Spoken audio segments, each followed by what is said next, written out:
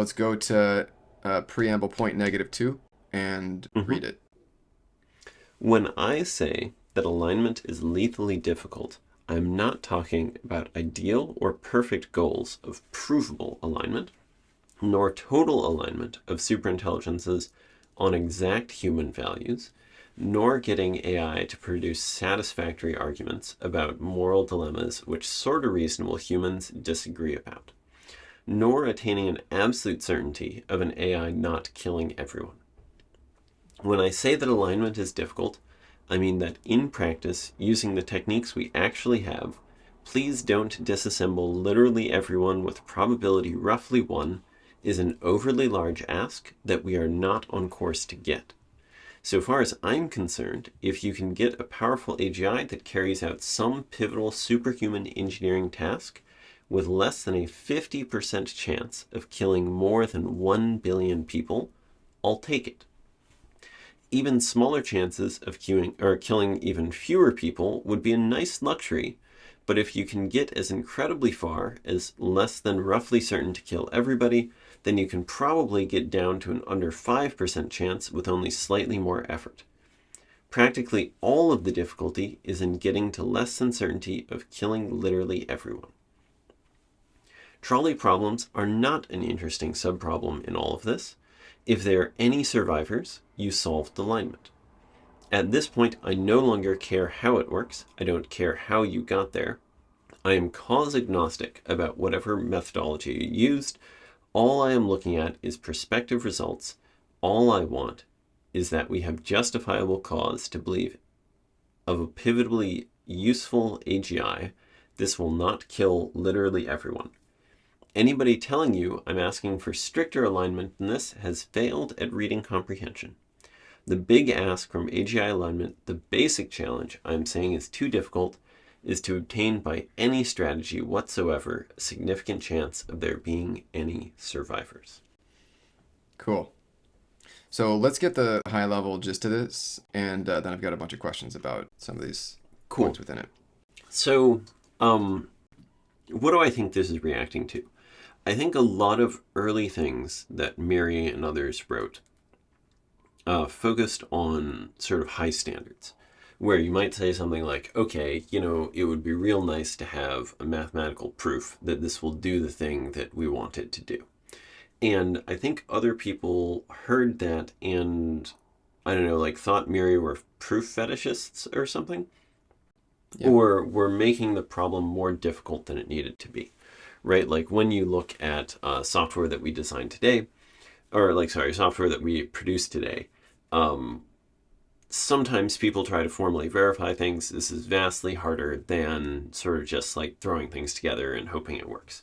Or like having, a bit of testing, but like sort of a reasonable amount of testing, a practical amount of testing, maybe I should say.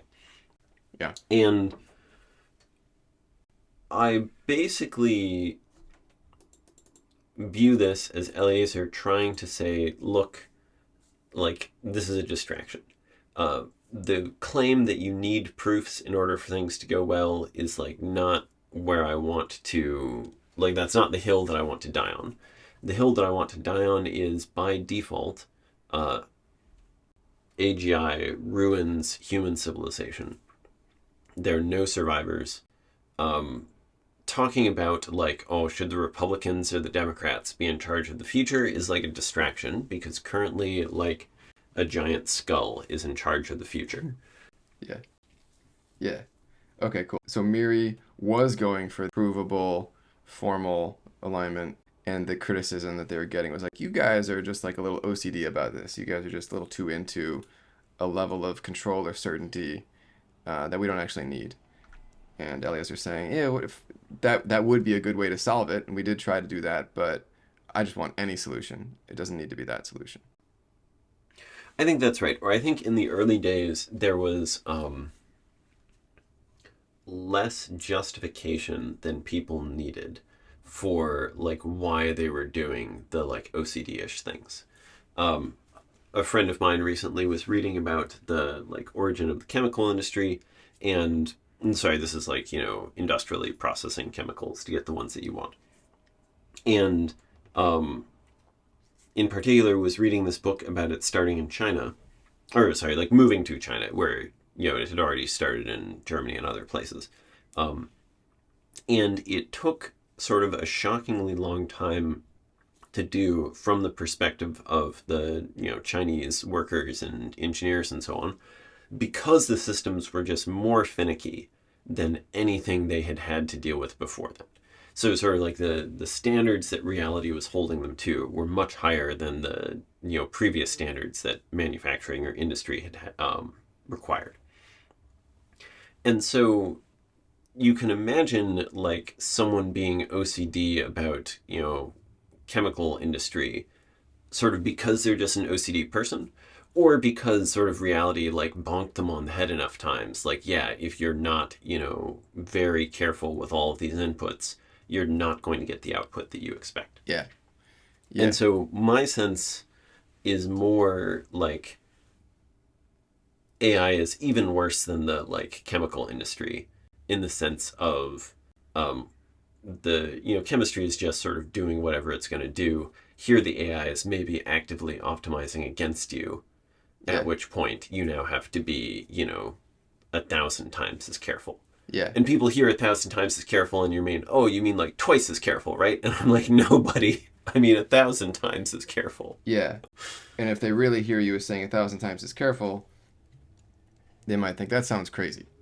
So then there's a question like, are you crazy? And it could be that you're crazy, or it could be that more like everyone else is a bit crazy, that people aren't grasping the stakes and the risk. Yeah, that's right. Another thing going on here is I feel like this sort of establishes that part of the worry spectrum, the AI safety worry spectrum that the Ruin case lies on. So Elias are saying it's not like trolley problems that I'm worried about, that some people will die. It's that everyone will die. Right. Yeah. Just to get maybe a sense of what provable alignment is. Can you say something about that? Yeah, so one way that you can think about things is you've set up whatever automated proof system. So this is like mechanistic process where you sort of give it premises and like valid conclusions come out the other side. And so you might want to say, okay, here is my spec for how a program should work. I have turned it into this like list of sort of logical premises. And now I want the process to sort of like step through and end up saying like, yes, it is guaranteed that if these premises are true, then this conclusion is true. A different thing that you might expect is something more like, okay, suppose we have our narrow AI system that's like classifying images. People upload their photos to the website and it's like, here are the tags for this photo.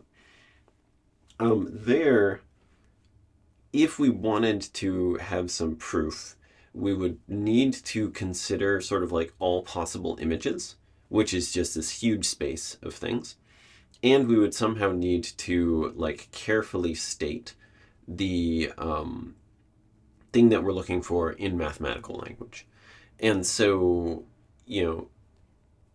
if you go to your manager and you're like, hey, like, what are all of the reasons we could be disappointed in our image classification algorithm? I want to like prove that none of them happen. Mm-hmm. This is just this huge ask, right? Like the manager needs to spend a tremendous amount of time like writing down all of these possible things. They need to be extremely creative to think of sort of like anything that could go wrong ever. Yeah. Normally the way that people approach this is they sort of just like try it and see what happens, right? Mm-hmm. Like they start off alpha testing, just the developers are looking at the thing. If it does anything crazy wrong, they like try to patch it and fix it. Then you have beta testing where now it's the developers and a bunch of testers who are, poking around trying to get the system to do things. And then at some point you like actually release it to the general public. Yeah, which is like more of like you wind up with like a kind of like an inductive argument for it being good. Like we've seen millions of examples. Right. I've seen so many swans and they've all been white. So swans must be white. And you can still get, confused by something can come out of nowhere and end up causing problems. Yeah. The example that I'm thinking of is, I believe it was Google had some image recognition algorithm that was um, classifying some, I think it was African Americans as gorillas or so on. And people were very offended by this. Google was um, sort of like, it had this internal disconnect where the AI had been trained as though all misclassifications were equally bad. But in fact, some misclassifications were much worse for Google, the company, than others, right? If it had thought that African Americans were like fire trucks or something, this just would have been laughed off. Hmm. Um, so yeah, it looks like provable stuff here is highly impractical, at least for the speed that we're used to doing projects. There's some situations where people do go much slower or much more carefully. Situations like NASA designing software for spacecraft, where for the image classification, it's a little bad if they like classify images wrong, but like nobody's life is on the line. Um, for spacecraft, often lives will be on the line, and also like billions of dollars or so on, depending on what sort of mission you're doing here. Yeah. And so there, they like have these software engineering practices that they've designed to try to make it less likely that things go poorly. Yeah. And even then, like only sometimes this involve formal verification of any sort. And Yeah. often it involves things that are more like, several different people write the code and you just like have the systems operate in parallel. Yeah. Or you have, whatever other dedicated testing systems. Hmm. So why might anyone think this was a good idea in the first place? Yeah. There, the answer is something like looking at the cliff that you are trying to climb over. And in particular, one way to think about these optimization systems is that they're looking for any gap between what you asked for and what you want Hmm. that makes what you asked for easier to provide than what you wanted. Right? If you Hmm. say, Sure. like, give me the, smallest prime number, it's like very easy for it to give you actually what you asked for, right? But if you're like, please give me a like cancer cure that has no negative side effects, it might be much easier to write you a convincing essay that you don't actually want this than come up with the right drug for you. And like from the outside perspective, well, what you wanted was the drug, not like the essay that convinced you that this was a bad idea. Yeah. So in that respect, if you are throwing like super intelligence at at any particular problem, you might want sort of this airtight belief that you threw it at the right problem. Yeah. That part seems clear enough why you would want it. But Yeah, so I yeah. think it may have been the case early on. I don't have a great sense of this, but I think it may have been the case that like, well, maybe it'll work. Let's try it. Yeah. Yeah. Um, I Yeah. think also there may have been a like rhetorical point going on of if your initial guess is, yeah, let's kind of like do the best that we can with what we have. Um, there's not this like push of like, no, really, this is a serious issue. We need to try super hard. Yeah. So maybe some Um, combo of like it might be possible. It is the solution that we would want. Um, let's go for the hard thing because the stakes are such that it matters.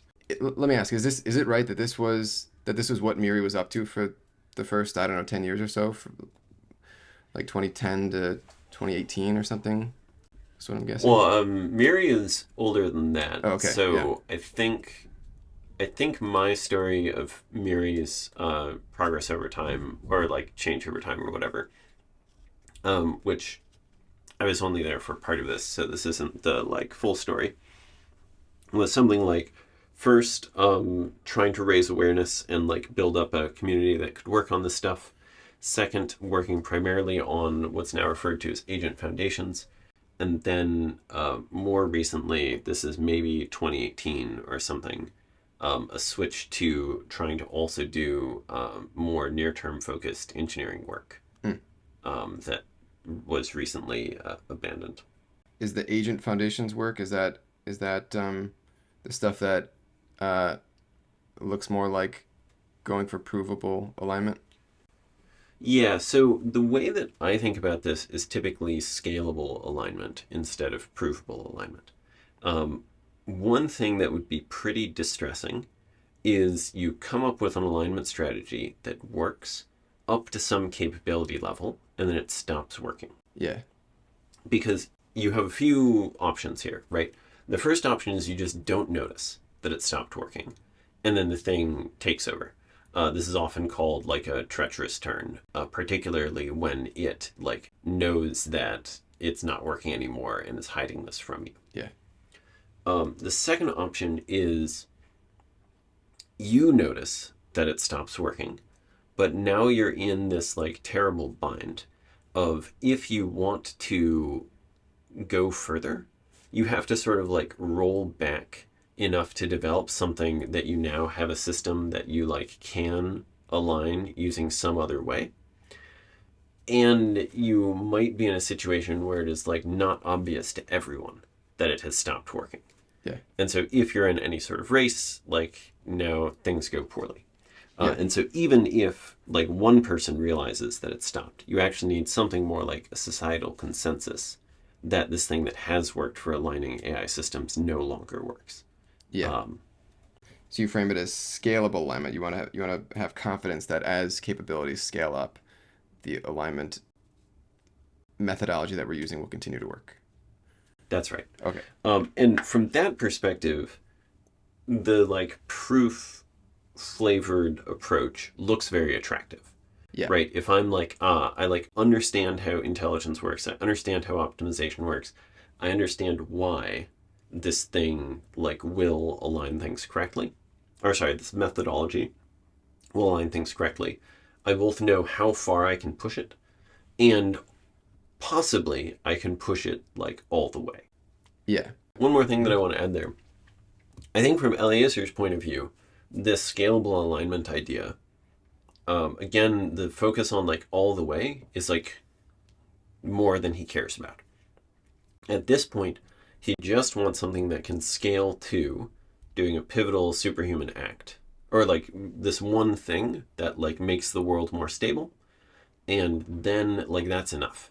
If that buys us the time to figure out how to have the like aligned sovereign or whatever, that's like good enough for him, even if this approach did not itself go all the way.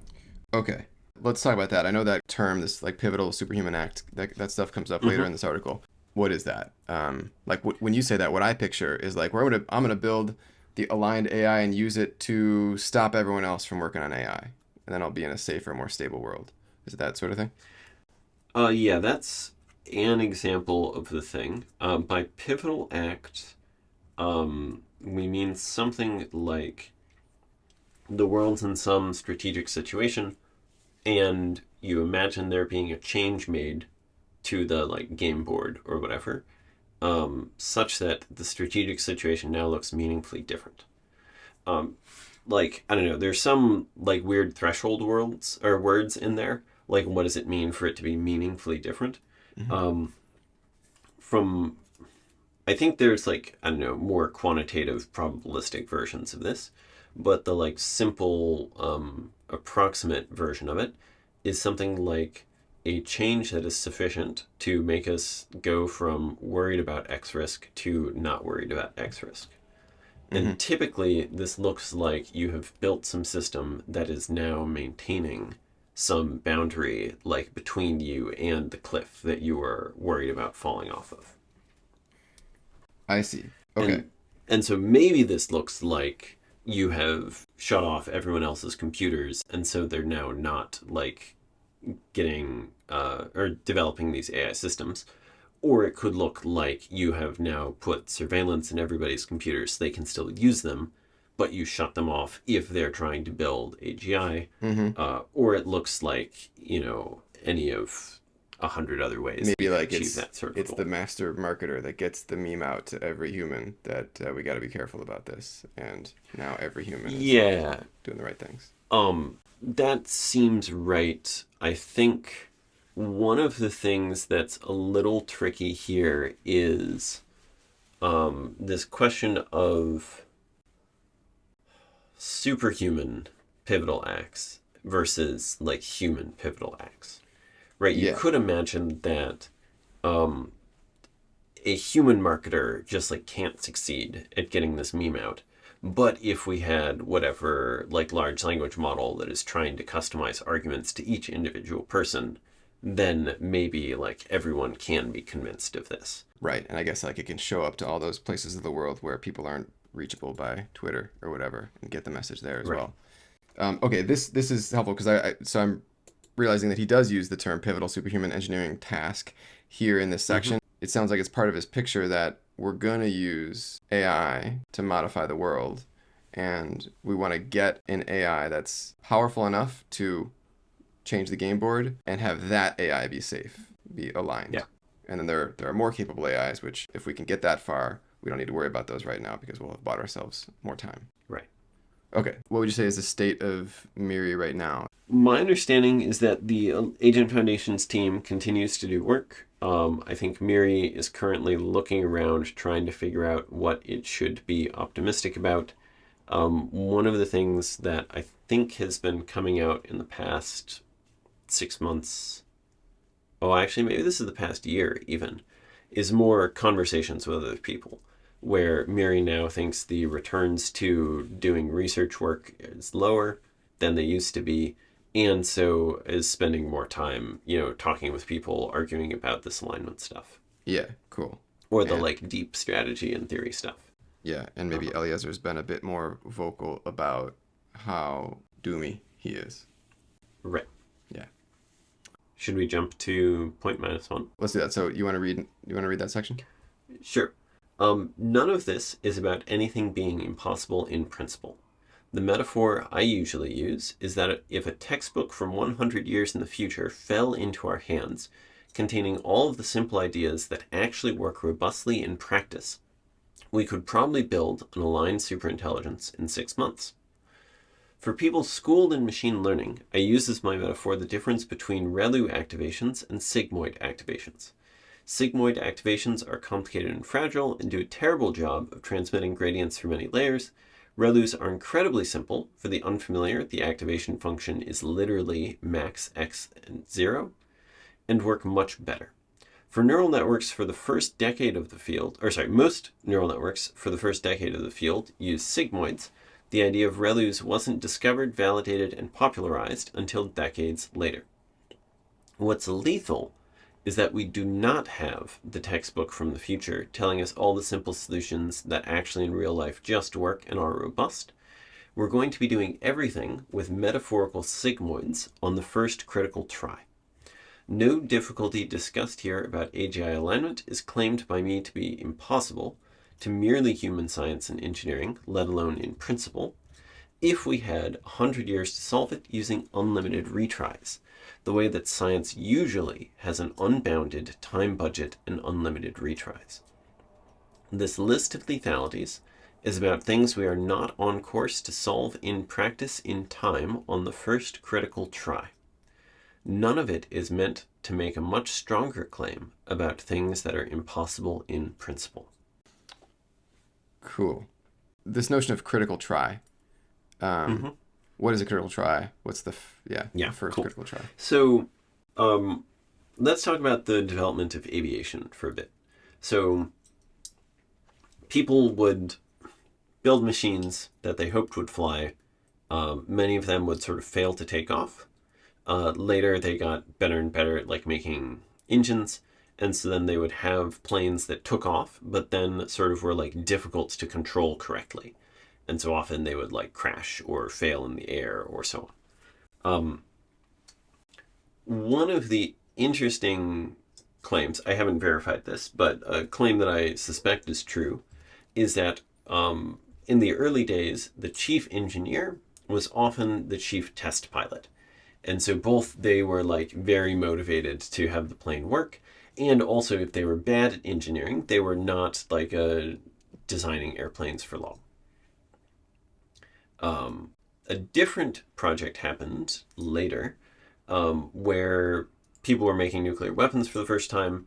There is this question of can a nuclear weapon ignite the atmosphere? And, this is this physics question, like physics, chemistry, various other things. They looked at it pretty closely. They were like, we don't think so. And so they, went forward with the test and it didn't ignite the atmosphere. But if it had, they sort of like only had the one shot, right? Like if they used the nuclear weapons and the atmosphere went up in flames, then they like don't get a second try to develop nuclear weapons that don't ignite the whole atmosphere. And my impression is the situation with artificial intelligence is closer to like, is this going to set the atmosphere on fire or not, than it is to, is this airplane going to fly or not? And this is mostly because that the thing that you're making is intelligent, right? If it wants to evade attempts to destroy it, it has a better shot, it is more likely to try at all to not be destroyed than things like airplanes or so on. There's a bunch of examples in human history where people will like release animals in a new environment, and then they will turn out to be difficult to eradicate afterwards. These are often called invasive species. The thing that I think is interesting about invasive species is that they're like evading your attempts to destroy them by default. Not because they like don't like you or whatever. They're like just trying to live their lives. They're just trying to survive. And that is enough to sort of like make them slippery in some sense. And so, unlike planes, I'm expecting artificial intelligence to be slippery. And that means sort of like the first time it like slips through our fingers, like it's now just gone. It's like harder to get rid of than, or like the by gone, what I mean is something closer to our opportunity to not have released it has vanished. Yeah. So I imagine there are people who take a different view on this, and I don't know, can imagine the that sort of borderline AGI who's like, I should really try to prevent the humans from shutting me down or making me dumber, and it starts to execute some strategy in that direction and like gets caught because it's inept, and then the humans are like, oh shit, the AIs, we really gotta look out for them, and then everyone gets more careful. So there are probably people who have that sort of view, right? But it sounds like Eliezer's view is it's not likely to go that way. I think in Eliezer's view, that first try is not the critical try, right? If I I see. like make some AGI that's super dumb, such that even if it wanted to escape me, it would fail. Who cares whether or not I get that right? The like critical try is the one where it would succeed if it tried to evade me. Yeah. Okay. There's a there's a separate question about warning shots, which is suppose I make my dumb robot, it fails to evade me, and I like publish, hey guys, I like made this dumb robot, it like tried to rebel, and I like put down the rebellion. What does that then do to policy? Yeah. Where I think this is like quite speculative. I don't actually remember if this is one of his points later. Okay. And so Eliezer's view is that we are not on course to solve the problems that we have to solve before the first critical try. Yeah, this is like if you needed your plane to work, the very first plane that you attempted, Yeah. like flew successfully and was controllable. Like human science and engineering historically was not up to the task. Doesn't look like it's going to be up to the task. Yeah. And maybe also like we haven't recognized that that's the nature of the problem, or like most people haven't. I think that's one of the reasons why we're like not on track to succeed, is we like don't even think we have this problem. Yeah. I'm interested in positioning this in either the example that we've already started to develop or a new one. So like we talked about the sci-fi story of Bizarro Vaniver sets up a hospital in Central America, Right. sets it to the task of saving lives or making money or whatever, and it achieves situational awareness and it starts, covering its tracks and it starts gathering more resources, and then it maybe is thinking about, humans could also develop another AGI which would be a threat to me, so I should reduce the risk of that happening, and maybe its strategy for doing that is to kill all the humans or all the humans that it doesn't need in order to satisfy whatever goal it's trying to satisfy. Right. Um, so, yeah, I'm interested in either using that example or a new one to just kind of walk through what this lethally difficult alignment looks like. What do you think? That one or no? Yeah. So I think the hospital example is fine here. Okay. So roughly speaking, so Bizarro Vaniver, when he's building this hospital, is just trying to build a good hospital, right? He's like thinking about those various issues. He's not viewing this as like this is the world historical moment where I create humanity's successor, right? He's just like, okay, I have 1,000 issues in my issue tracker. Like, let's put out the fires that we need to put out and like move quickly. Let's like, create something that's good in a practical timescale. Um, Also, there's a thing here where I'm not imagining Bizarro Vaniver as in any way being like malicious, right? Hmm. Like, especially if he's like programming this thing to save lives or whatever, he has some sense of how many lives it will save if deployed and how many like lives it will cost if deployed and or like if not deployed or so on. And he's like trying to make those numbers do the right thing.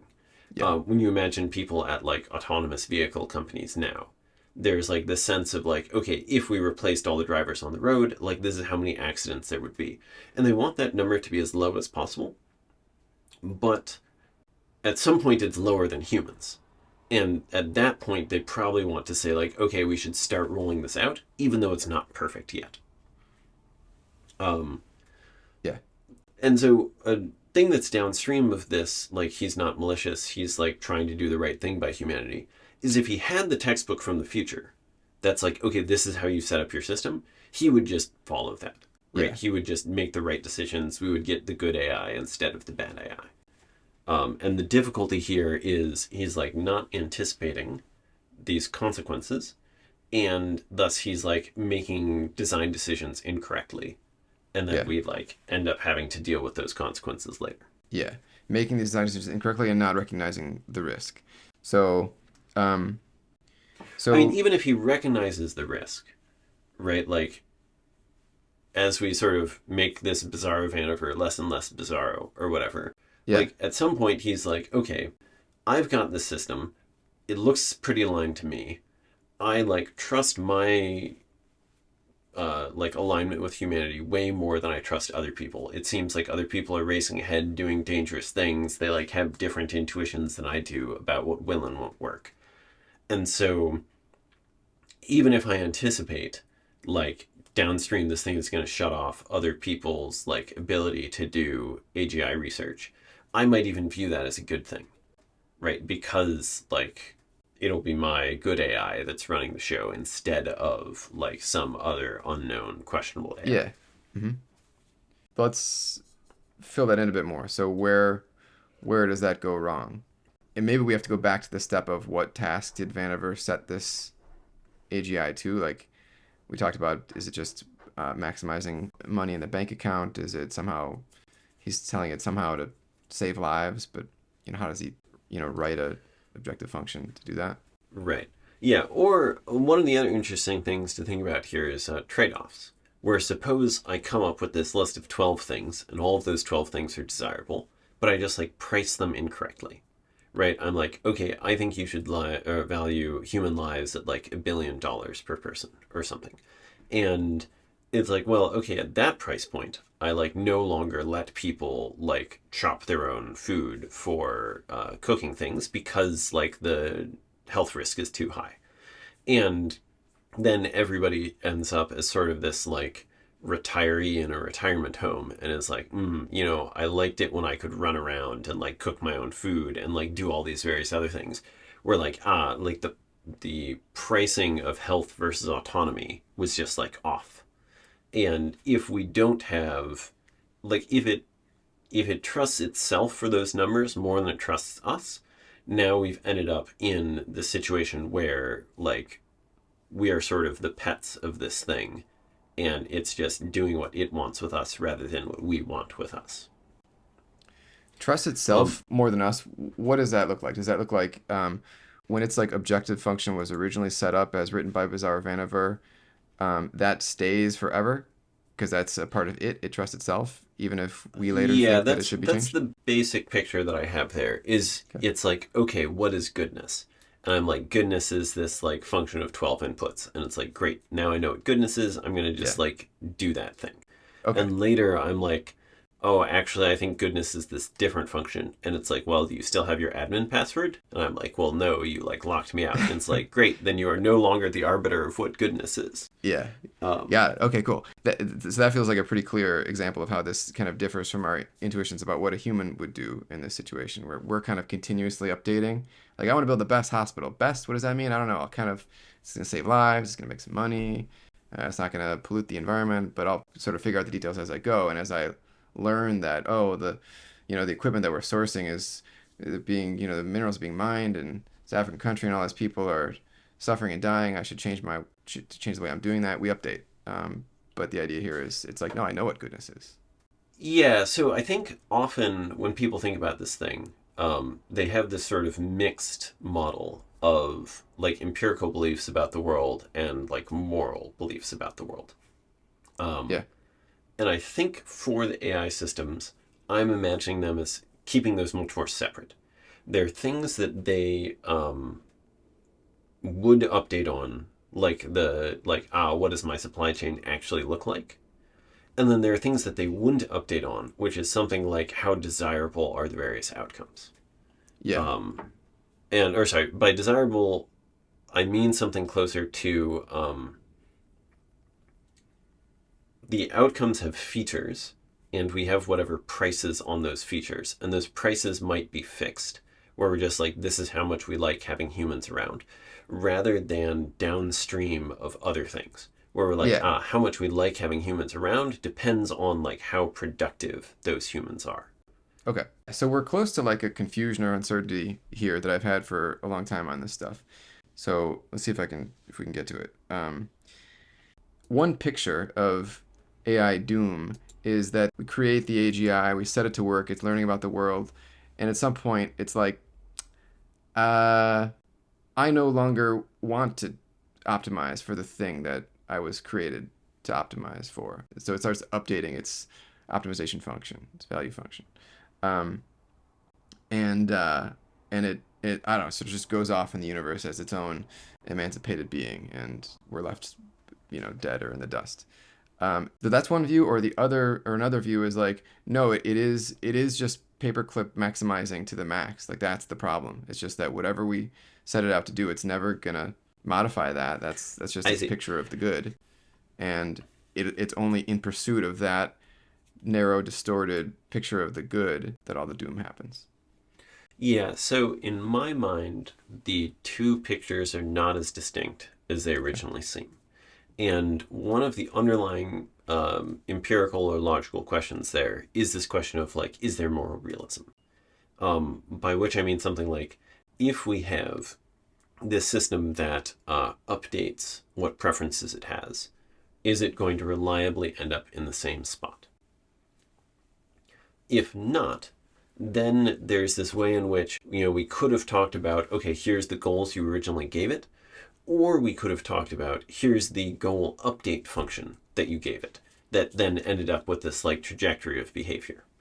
Um, and my suspicion is it's going to look more like the goal update function is what we actually give to any like things in practice, Mm. and then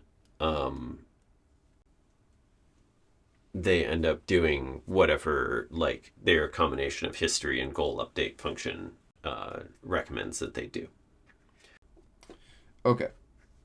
So then on the question of whether we should be worried about AI systems that, how did you put it? Are they locked into their goals, their original values, or not? Your sense is yes, we should be worried about systems that destroy everything because they're locked into their goals and their strategy for pursuing those goals involves killing everybody. And also, we should be worried about AI systems that are not locked into their goals, change their goals maybe in surprising ways, and wind up with goals that we don't like and that entail killing all of us. Right. Another way to state that last one is um, if you imagine the AI system is going to be locked in, you need to make sure that it has the right goal the first time around. If Yep. instead you imagine that the goals aren't locked in, but the like process by which those goals are updated is locked in, now you want to get that thing right the first time around. Yeah. And if you imagine that that thing also changes, Yeah. now you want that process to be right. And so either we want to come up with some story that's like, here's the foundation of like making changes to yourself, that we are confident that when you build on this foundation, you're going to end up with something good, or um, something that is sort of like explicitly not trying to go all the way. This is where like corrigibility and other ideas come in. Of if you have a system that um, at least will like shut down when we ask it to shut down, this is like a relatively easy, like relatively early in this tower of, you know, systems that change other systems. Where like, okay, well, at least it won't be worse than like things continuing by default because Yeah. we can just like ask it to shut off. But that has its own complexities. Cool. Well, then I think that's good for today. All right. Thanks very much. Thanks. All right. Bye. Bye.